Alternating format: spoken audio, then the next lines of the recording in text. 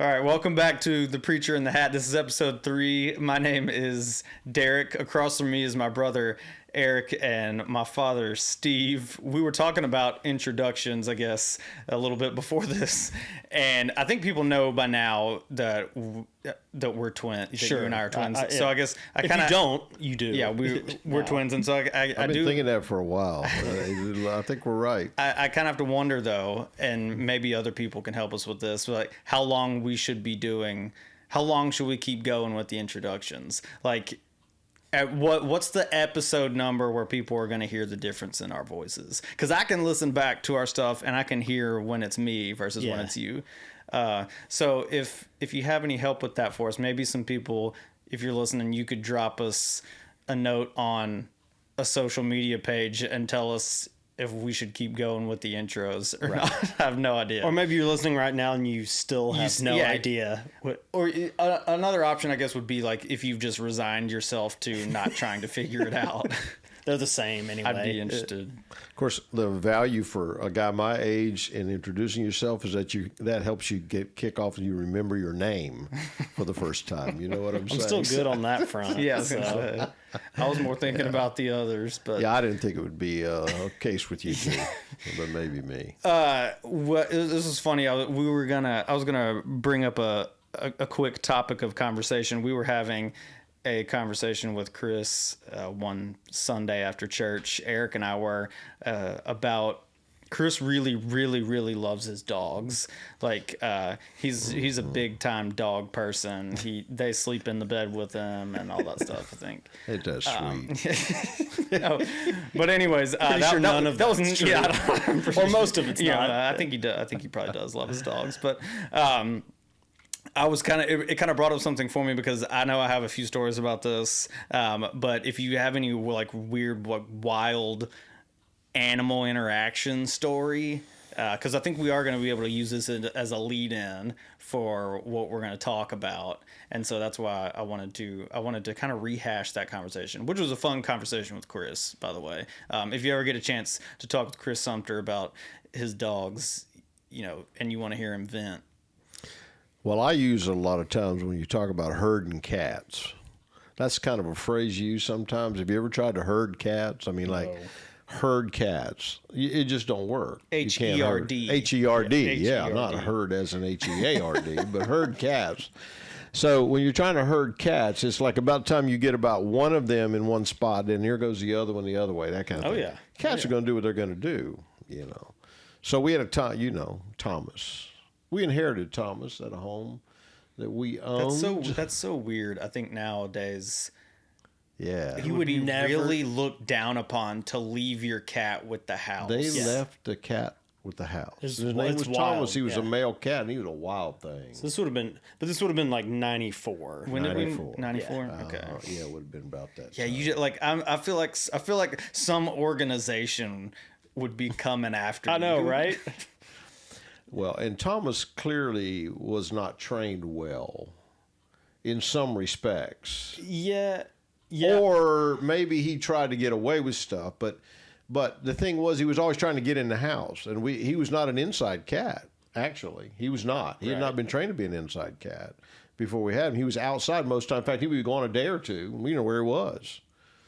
But whenever the weather would get bad, or whenever you come to the door, even the weather was good, he always wanted to come in. I don't care, always wanted to come in. Yeah. Didn't matter. And That's not if the you don't worst know thing. Steve Longenecker, we had a strict no cats in the house policy. No cats in the house policy. No animals. No animals. Yeah, No that's animals, right. period. That's right. Maybe especially cats at that point. Yeah. So Thomas and I didn't always get along. Let's just put it that way. I think my favorite part, and you may have a specific part that you're getting to this about this, that cat, if there was one person that cat hated, Yeah. It would have been me. Yeah. he hated And cats. it's funny too because like if you try to tell that tell that story to someone, they'll be like, "Oh, well, it's probably then just like, something Dad is doing." It's like Dad did nothing like to Thomas. Like nothing. Like Absolutely. no interactions, nothing like that. None. And it's like this cat willingly I think it's what makes the story like so great. Just to me, you know, like It does. is because it's like he sought out someone to hate. Proof positive. Proof positive. Yes. You guys were gone. I'm feeding the cat, trying to take care of Thomas because I know y'all wanted to take good care of Thomas. So we're out on the back deck. I'm feeding the cat. Again, nobody else is around. Y'all are gone for somewhere. I don't know where you were. Oh, I'm sure Florida. Yeah, probably. Put the food up there for Thomas to eat. Thomas comes over and in front of me, literally in front of me, takes his paw and swats the bowl right off the top. Right in front of me. Not because I had done anything except put the food there. It was the food he usually had. It was everything That's the why. same. And then when we talk about he hated you, I he was know. literally thinking. It feels like in that moment he's thinking like, how can I make him the most? Yeah, exactly. And guess what? It worked. And that's why It it's like it's so. That's why to me it's so funny because, like I said, you tell that kind of thing to somebody now, and they're like, "Oh, well, you know, maybe you just don't have the right attitude towards cats." And it's like I literally cannot express enough the fact that it had absolutely nothing to do with It was any like of that from day one. Yeah, It did. he just hated Dad. He did. And Didn't have anything to do with me. and he liked the rest of us pretty well. I guess. Yeah, he did. He and our dog who we brought to the house. Or, no. We got her while we lived there. we're But there. we the dog that we got, Lucy, they interacted great. They would like nap on the porch, whatever. Yeah. This cat could get yeah, that's along with a right. dog like that was like 10 times its size, but not Dad. All I will say is when he swatted the food off, I will not repeat what happened next. Yeah. Because I want to be sure the statute of limitations have run out. before Thomas I say it. lived after that day. We're just going to He put lived. it that way. He did, He- and was not maimed in any kind of way. no. But I did respond in that moment. And let's just say, I don't remember ever feeding the cat again. Yeah, it was our responsibility. Yeah. was your Oh, responsibility yeah. It had from to now be. Oh man, you can't top that. No. No, that's a great one.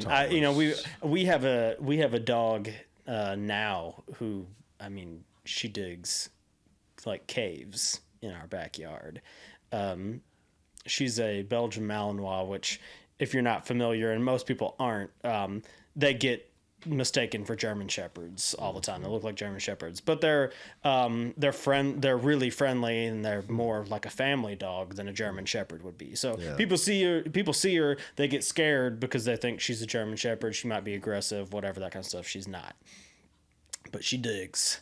And we'll have somebody to come to the house to look at the AC unit, and they're like, what's going on in the back? Like, like, or somebody comes out. We have a guy that like cleans out our gutters really cheap. We got some tall spots on our house, whatever. And he's like, he'll say something to me or has said something to me after. It's like, man, what kind of dog you got? A digger. So that's the craziest thing we're dealing with right now. And honestly, like it's a bummer because we have 2 young kids, and our backyard is just like has been Cavernous. caverned. Yeah. So if they're playing in the backyard and you can't see them, it's Oh yeah, down in one of the holes, aren't it? of the kids could be running across the backyard and boop. Just boom, disappear. Cannot see the Or kid. I guess she kind of digs at an angle, so you won't. Really, it's not really a pit. Yeah, you wouldn't okay. fall in, but just kind of run right. Kid could just kind of run right into it. That's wild. Well, go ahead. I'm going to say I've seen the backyard. If the kid goes in there, they're probably not coming out. They ain't coming Not by themselves. I didn't know we got a lot of like rock formations up here where we live. I didn't know you could dig that deep. I wish we had a little more rock in our backyard. That'd be nice. Maybe she couldn't do it. I heard that. Well, I know we're gonna point like right back to you because for the next story, and Eric, I don't know if you want to take. No, you're good. If you want to go from here.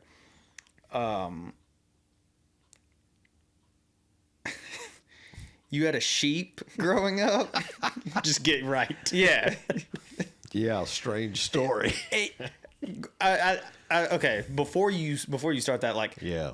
if there's any context or detail, like, whose idea how does one obtain a sheep? as like a, obviously there are people who have like lots of sheep or something like that. Yeah. You had to my knowledge, you had a single sheep, right? Yes, correct. Why? Why? Whose idea? I have no earthly idea. I have tried to recollect that, and when I can't. You think about regret of things that you could have talked to someone about before they were gone. Your dad, our grandfather, passed away not too long ago.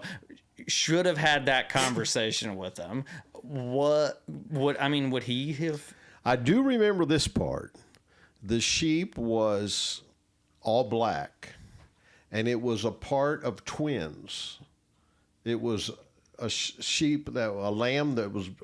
There were two lambs born to a mother okay. sheep. I guess that's what I don't know what you call them, mother sheep. But anyhow, we didn't know then either. We didn't have a farm. We were on 2 acres of land, but we didn't have a farm. We had no place to put a sheep. We had to, but somehow or another, this lamb was not accepted by the mom. And therefore, somehow Needed we somewhere heard to about go. it, needed Okay. somewhere to go.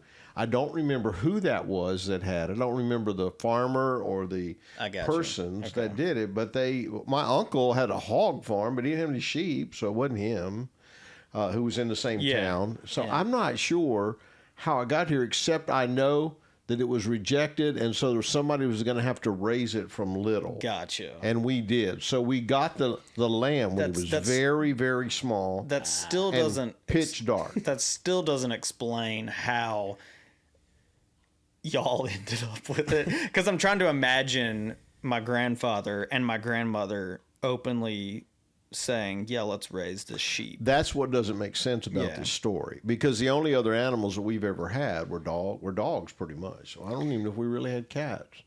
I know we had dogs. I don't really remember you telling any cat We stories. always had Mostly dogs. that We always they had dogs, and I always liked having dogs. Now, dogs were off leashes. We're not in pens. We're not inside dogs in that little small country town. So, Okay, so but here's the sheep. do you remember? Did y'all have it from birth to death? Yeah. But now death was shipping it off to be mutton chops. I remember now watching the sheep leave the house because the meat packaging plant that was going to take it came and got it. And so I had become attached. They didn't sugarcoat it for you, No did sugarcoating whatsoever. There was no farm you were sending it to? No, there was nothing. I'm watching. I can still, that's crazy. R.I.P. At my midnight. age, I can still see that lamb being taken off in that truck. It's weird, man. That is I didn't know. I didn't know the end of that. By the way, we got $15 for it. I guess that was probably a big deal. I was thinking about that today. We got $15 for it. Well, no, now, like, what would that relate to now? Like a few $100s? I don't not know. even? No, not even. Yeah. No, yeah. Wow. $15 is what we got for it, because the animal became uncontrollable to keep by themselves. That's part of the reason it was time to move it on. And so the way to do it was, instead of just putting it to death at a shelter or something, you would back then, because there was livestock of all kinds that were raised and then sold because cattle were very, very important in that still economy. doesn't soften the blow for a young child. It does not. It does not. And I'm in therapy behind it, and I wonder, maybe this will help. I'm hoping that maybe the telling of the story. Man. But by the way, you might know that the name of the sheep was Midnight. Yeah. So we named the sheep Midnight. Yeah, the name of the sheep was Midnight. So there are great name for a incidences black along sheep. the way. Yeah, Actually, it is. Yeah. And actually a very good looking sheep. I mean, like this sheep was not, it was very well developed as sheep was. I mean, it grew well.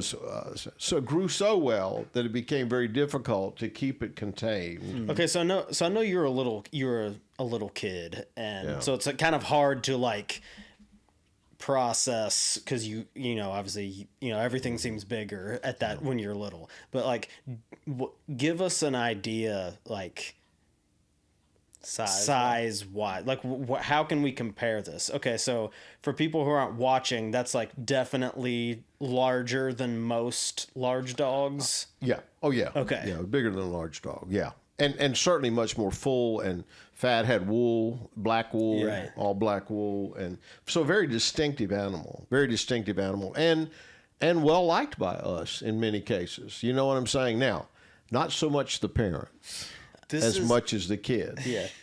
Is this another? Did he have a thing with your dad? I don't know for sure. It's possible. I was gonna say, was this his Thomas? The one story that we have involves my dad. Yeah. Yeah. And it's where I would get the theme chasing sheep at midnight. True story. Chasing midnight at midnight. Yeah. Even All right. better. So here, I've heard this story specifically from my mom. I was in the house when it happened, but it was at midnight, and I was asleep. And my mom, though, she told it to us. And my mother, who was not really much of a storyteller, told this story, and she told it very, very well. And it was actually very, very funny. I never heard my dad, who had a great sense of humor, I never saw him haw-hawing a lot about this story, but Mom did. And the rest of us did. And as I think back on it, the pictures in my mind are unbelievable. So this is how Mom tells it. The sheep got out one night, apparently, from whatever pen we had. And it wasn't a very tight pen, so he got out and apparently started running around the house at midnight. So the way she tells it, just like lapping the house? Apparently. Okay. And for sure, after my dad got out there to catch the animal and put it back, that's when the laps really began. And here's where the story gets real, real interesting per what my mom said. My mom said that first she knew that Dad had put his house coat on over his pajamas and going out at midnight. Now, we didn't have lights really around that very much, so there was not much out there. And she could hear Dad starting to go after the sheep.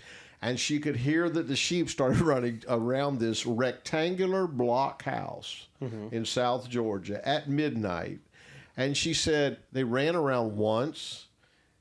You could hear the sheep, and then here comes Dad. Yeah. Now, Dad's 5'5". He's not a big guy, but he's pretty strong dude. And he was still pretty young at this age. He's young. Oh, yeah. Yeah, he's very young.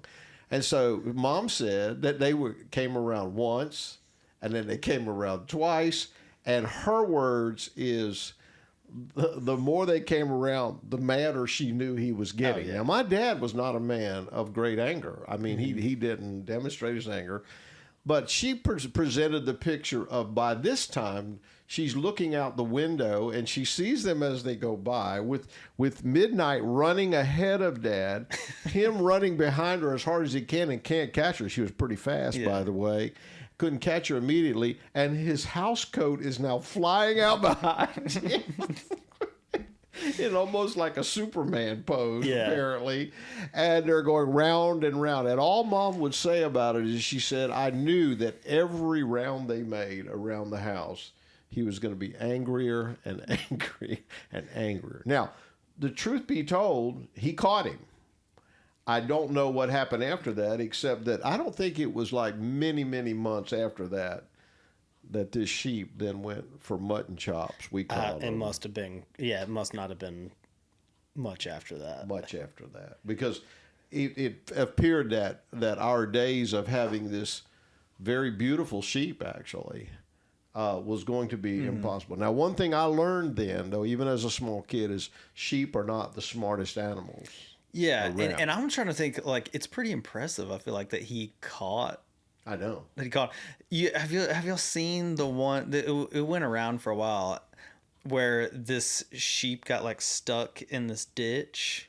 Oh yeah. And these guys they get him out. Took forever To get him out. They get him out, and he immediately starts zooming down, bounce, boom, gets stuck in the ditch again. But like, to me, when I saw that though, you're like, I didn't realize that they're seriously mobile, and very seriously mobile. So to me, I'm like, man, that he caught him. Here's what I do know. Maybe he did something dumb that allowed him to get Probably. caught. Yeah. I don't remember the specifics of how he caught him. All I know is, had he not caught him, they would still be running around that house. Yeah. That's the persistence and the focus my dad had on any issue like that. Well, good for him. I mean, I can relate to like that a little bit. I've had, well, even our family dog that we had growing up, Lucy. She wanted to be free roaming all the time. Yes. And even out there, we didn't live in the country, but, kind of definitely out of the city and at the back end of a cul-de-sac with not many other houses around. And so we did let her have her free time. I think she was gone. Yeah, you let her out of that pen, boy. She would just absolutely take off. And I would remember when there would be times I don't remember too many, but when Mom telling us, that we needed to go corral her or something like that. Because there had been a time or two where, like, animal control would occasionally make some rounds and be like, hey, you got to put your dog up. Stuff like that. And so I remember then there being a period of time where we had to be more responsible for making sure she was, like, in wherever she needed to be. Yeah. And just like impossible to catch. And I have a dog now. Her name's Jersey. She's gotten a lot older now, but when I first got her, oh boy, I remember she was she's still a lightning rod, but she had, and I can't explain it other than if you've had a dog like this, you just kind of know. And we would be. When I first lived at downstairs at my I lived with Mom and Dad for a few months of having her.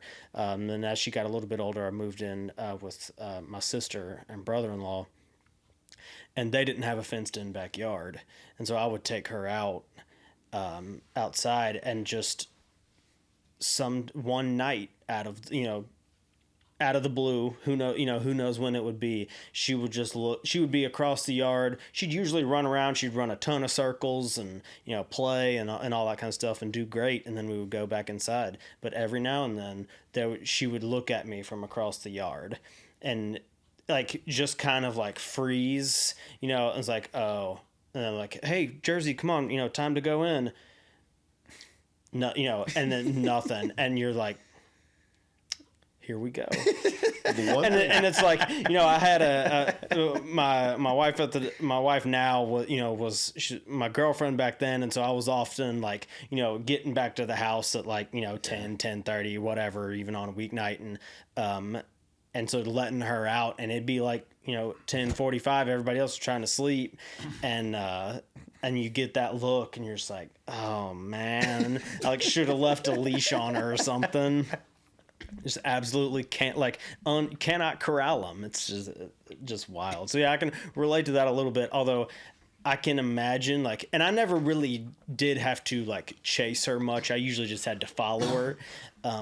But I can imagine like if you're doing in Grandpa's position. Well, here's one thing about sheep that's different from other animals. They don't follow commands. That's true. Like dogs, you can train them, but sheep not like that. Sheep actually have to be herded, and they have to be that. And so when I later on, as a pastor, heard them people talking about how Jesus looked at us as sheep, I'm thinking, oh boy. Yeah. Because they don't follow commands very well. Yep. They have to be directed and guided, and you couldn't just say to midnight, now stop and come here. That sheep was not going to respond that way. And so now here we go in ministry, and I'm hearing, oh, we're sheep, or I'm a pastor as a shepherd. And so I think, oh my goodness. And so I go back to that experience over and over again to make sense sometimes out of what I'm experiencing with people who God calls sheep. It's also too, like, if you go back, that it was the immediate thing that I thought about when you talked about them not knowing commands. But obviously I don't think that comparison was made on accident. It wasn't something that we just came across. But think about too why why shepherds were there and like they were without a shepherd, they were so exposed and so in danger. Like something could come and just gut it. I mean, you would, I don't know what, like sheep without a shepherd. You hear it over and over. You hear that phrase without over and over. And with Midnight and the experience with her, I mean, what I think my dad was most concerned about, you couldn't just leave that animal out. Like, had it been a dog or a cat, you may say, well, they'll be okay until morning. But the reason with sheep that he couldn't do that was because we lived near a highway, and Midnight would have wandered out anywhere, could have easily been killed. Now, any animal can be when they're, but sheep would have been particularly sensitive to that. And that's why I think, I don't know this, but I think that's why Dad spent so much time trying to catch that animal that night, because he thought if he did not do so, we may never see that animal alive again. I'm quite sure of that. Yeah, and I think it's an interesting, you kind of mentioned the parallel there. It's like almost off the cuff, it kind of sounds like, well, not kind of, but it sounds like a bit of an insult, to be compared, compared to sheep. By it. Right, to be compared to sheep. To be compared to Midnight, right? Yeah, I'm kind of. But I wonder if God's ever been chasing me around the house at midnight. Yeah, absolutely. Maybe. And I think it's funny too. It's like that's one of the. It's not funny, but it's interesting too. That's like one of the most. I mean, there's a lot of things you could list on this, but like one of them can be one of the most painful parts of ministry. Is when you feel like you're in that chasing mode after somebody, and it's just not happening. I'm not. We could talk all day about whether or not God always wants us to just chase people down, but I think sometimes He does ask us to do that, and we're certainly responsible for. For people in that kind of way, to some extent. And it's just like that feeling of like, they're not going to stop running. Like Midnight's not going to stop running. Well, what was interesting too, I've thought about that and thought about, I don't know if I've heard about rebellious sheep very much. Like Thomas seemed to be, to me, like, yeah, I'm going to do it right in your face. I never got that impression when we were raising Midnight, that Midnight was doing some of the stupid stuff that she was doing, even as a little lamb and then as a grown sheep. I never got the sense that that she was rebellious. It was a female, that she was rebellious. I just got more the sense she was lost. Yeah, I think that, I wonder what that says about. I think you have that consistent behavior across, because you could have had 10 other cats that never ever would have done anything that to you. That's true. You know what I'm saying? But like with sheep, it's like it's just that consistent behavior of that we see as dumb or stupid or something like that. But it's really like it's who they are. Like that's all that they. They're lost. That's what they are. They're more lost than they are anything else. And so I think that kind of points back to why that comparison was made is, who we are without what God's done for us, without, the Lord is my shepherd, the behavior is pretty consistent. Yeah. And sheep are not hard to like. I learned that through Midnight. They're not hard to like. You can cuddle up to them quick. You know what I'm saying? You can do that. You can, you have a sense of being, when you're around them, of in the right sense as a kid, kind of a cuddly feeling. I don't know, you can have that with some other animals too, but it seemed like with sheep, it's even something different. It's like I never worried about so much about, is Midnight going to be prepared to embrace me today? You know what I'm saying? That kind of thing. Or is Midnight going to say, get out of my life today? Not going to happen. She might wander off. She might do some stuff that's kind of irritating and annoying, but not necessarily rebellious. And that's one thing I learned about it. So chasing sheep at midnight is something I've done in ministry. Yeah. And I have found, just like that story, that wonderful story of how there was one sheep that was lost in that parable, in the story of the scripture, that one sheep that was lost, and the shepherd left the 99 that were okay, and went out and found the one. Hey, wow. I don't know what happened right there. But it's a really cool story about my dad was not concerned about any other sheep or any other animal. He was worried about that when it was out there wandering around the house, and he had to go get him. Yeah. And if it meant running around the house in your robe, go ahead and do it. And will other people think you're foolish for doing it? Maybe. Yeah. Will other people laugh at you for doing it? Maybe. Will it be a good story down the line? Will other people tell you that it's a waste of time? Maybe. Yeah. And will it hurt you? It might. Yeah. That's what It may hurt you in the way that you feel helpless sometimes to help. I think that I felt sometimes helpless to help at midnight. So then where do you, because a lot of people have a lot of experience with this, not necessarily chasing actual sheep. So where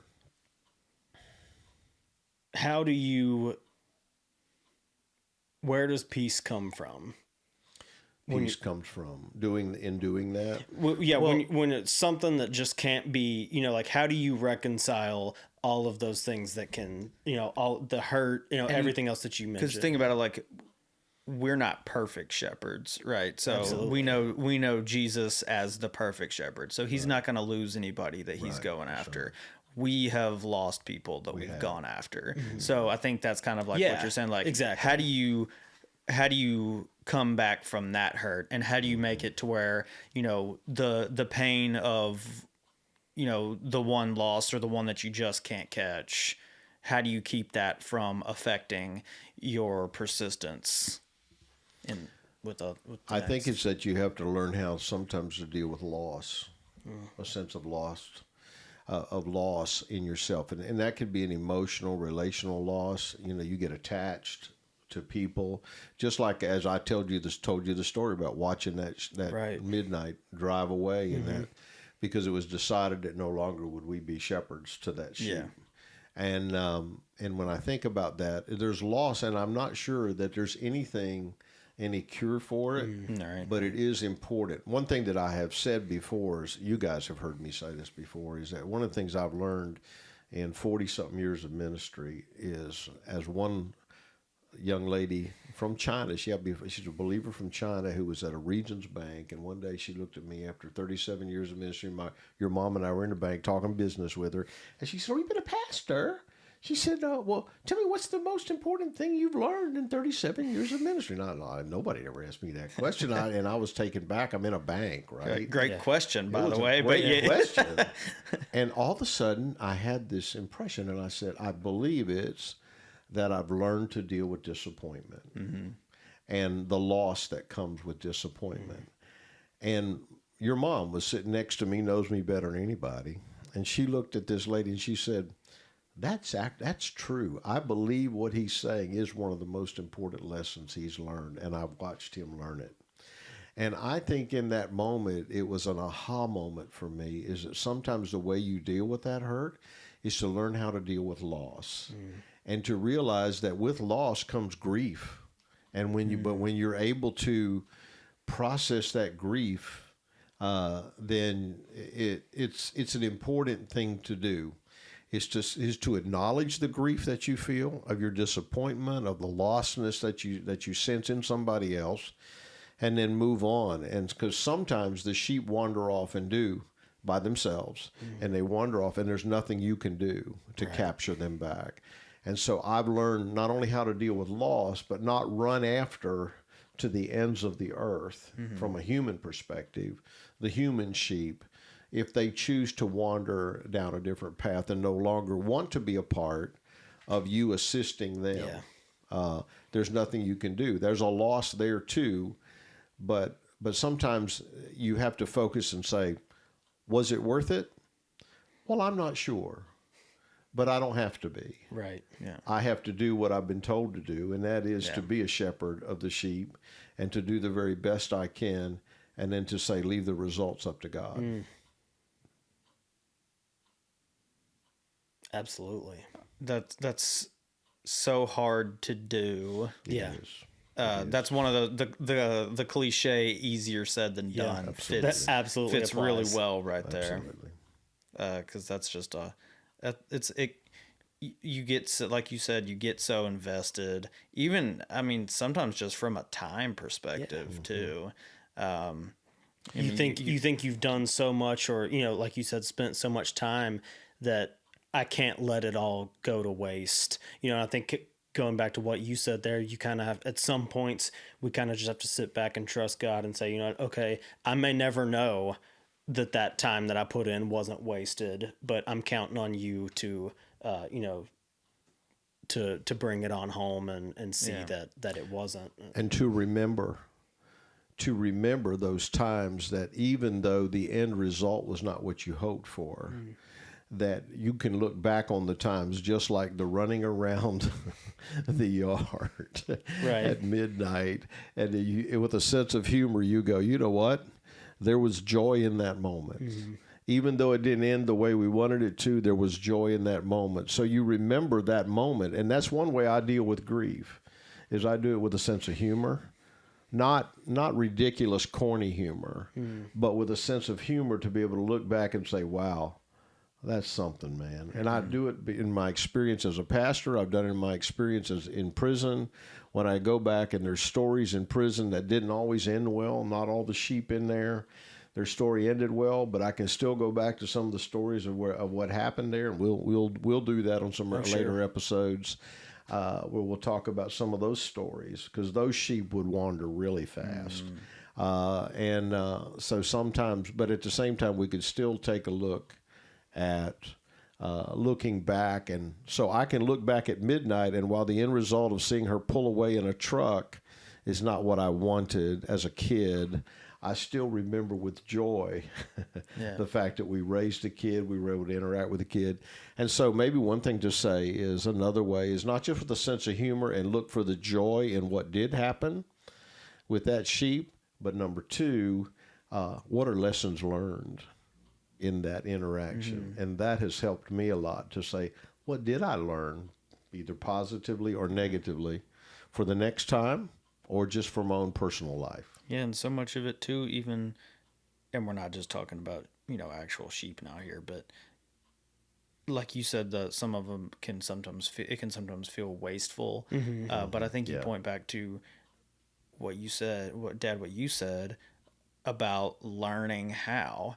And I think if you don't have, learning how to deal, you never learn how to deal with disappointment if there's no disappointment. That's right. Right. That's right. I mean, you can't learn to be courageous if you're never given a situation to be courageous in, right? I mean, so it's kind of one of those things where trying to look back on, it's the same thing about failure, I mean, yes. So many parallels you could draw from that. And the universal human condition always includes some disappointment. Yeah.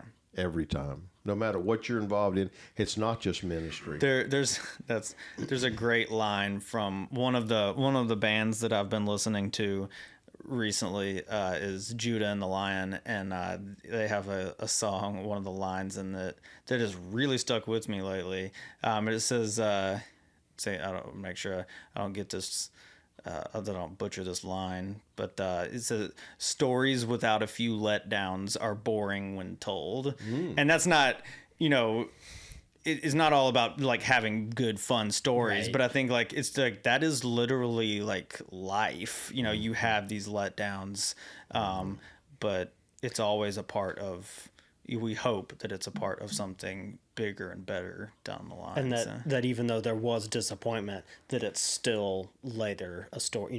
In the case of that, it's like it's still a story to be told. It's like, or it's still a moment to be celebrated. Or to be well thought of.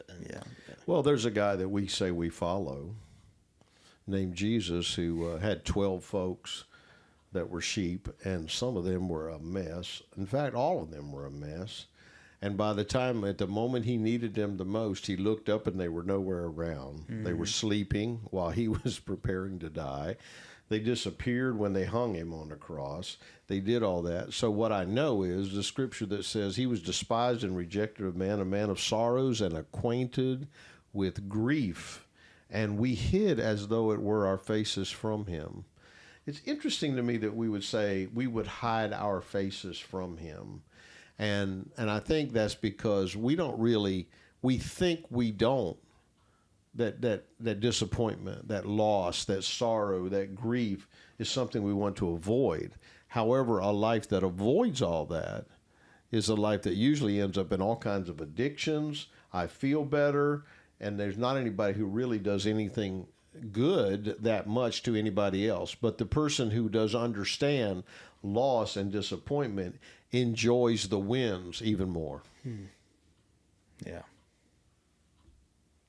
That's good. Absolutely. I love it. And I just thinking about that, you talking about Jesus and the disciples, and you know, the lyrics that you said, and it's like, and that story certainly has some letdowns. Yeah. But it is not boring. No, so it you is should not. check that Yeah. one out if you haven't. But it's honestly true, and I love that parallel. And it's not just a story. It's something that really happened, and he did it, and I'm grateful because of that.